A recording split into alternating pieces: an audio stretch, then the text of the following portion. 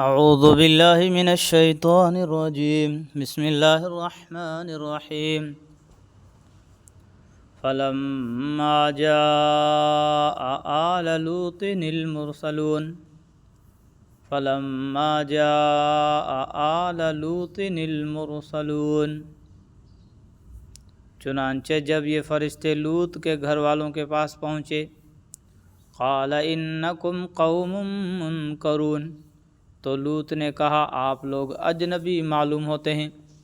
حضرت لوط علیہ السلام اپنی قوم کی بد فطرتی سے واقف تھے کہ یہ لوگ اجنبیوں کو اپنی ہوس کا نشانہ بنانے کی کوشش کرتے ہیں، اس لیے انہوں نے گھبراہٹ کا اظہار کیا۔ حضرت لوط علیہ السلام کی اس بد نہاد قوم کے مختصر تعارف کے لیے دیکھیے سورہ اعراف آیت 80 پر ہمارا حاشیہ۔ قالوا بل جئناک بما كانوا فیہ یمترون، انہوں نے کہا نہیں بلکہ ہم آپ کے پاس وہ عذاب لے کر آئے ہیں جس میں یہ لوگ شک کیا کرتے تھے۔ وَأَتَيْنَاكَ بِالْحَقِّ وَإِنَّا لَصَادِقُونَ، ہم آپ کے پاس اٹل فیصلہ لے کر آئے ہیں اور یقین رکھیے کہ ہم سچے ہیں۔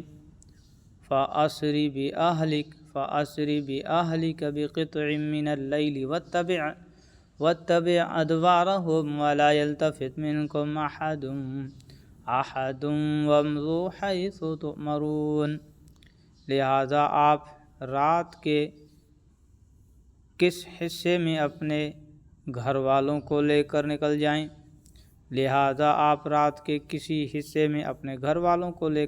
جائیں، اور آپ خود ان کے پیچھے پیچھے چلیے، اور آپ میں سے کوئی پیچھے مڑ کر نہ دیکھے، اور وہیں جانے کے لیے چلتے رہیں جہاں کا آپ کو حکم دیا جا رہا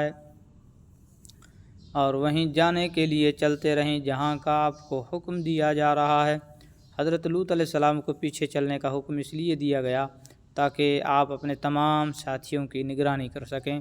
خاص طور پر ان سب کو یہ حکم دیا گیا تھا کہ وہ پیچھے مڑ کر نہ دیکھیں۔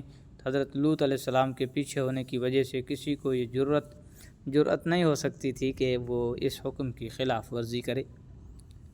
وَقَضَيْنَا إِلَيْهِ ذَلِكَ الْأَمْرَ أَنَّ دَابِرَ هَٰؤُلَاءِ مَقْطُوعٌ مُصْبِحِينَ، اور اس طرح ہم نے لوط تک اپنا یہ فیصلہ پہنچا دیا کہ صبح ہوتے ہی ان لوگوں کی جڑ کاٹ کر رکھ دی جائے گی۔ وَجَاءَ أَهْلُ الْمَدِينَةِ يَسْتَبْشِرُونَ، اور شہر والے خوشی مناتے ہوئے لوط کے پاس آ پہنچے۔ یہ فرشتے خوبصورت نوجوانوں کی شکل میں آئے تھے، اس لیے جیسا کہ حضرت لوط علیہ السلام کو اندیشہ تھا، یہ لوگ اپنی ہوس کو پوری کرنے کے شوق میں خوشی مناتے ہوئے آئے۔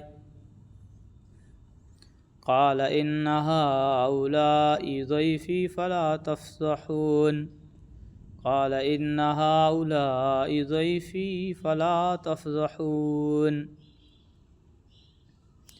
لوط نے ان سے کہا یہ لوگ میرے مہمان ہیں، لہذا مجھے رسوا نہ کرو۔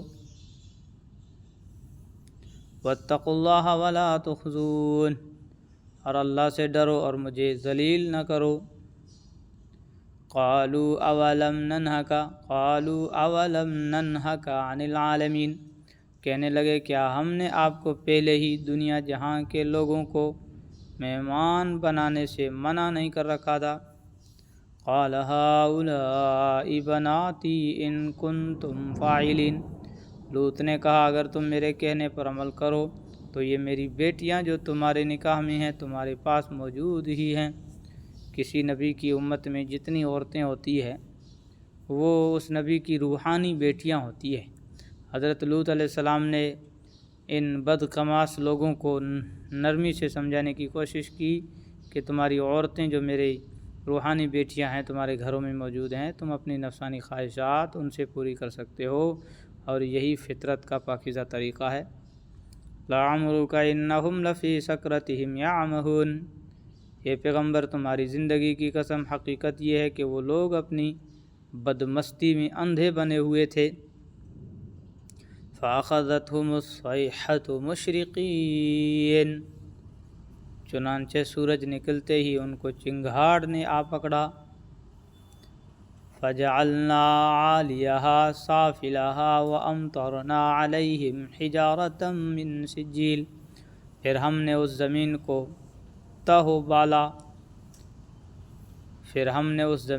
تہو بالا کر کے رکھ دیا اور ان پر پکی مٹی کے پتھروں کی بارش برسا دی۔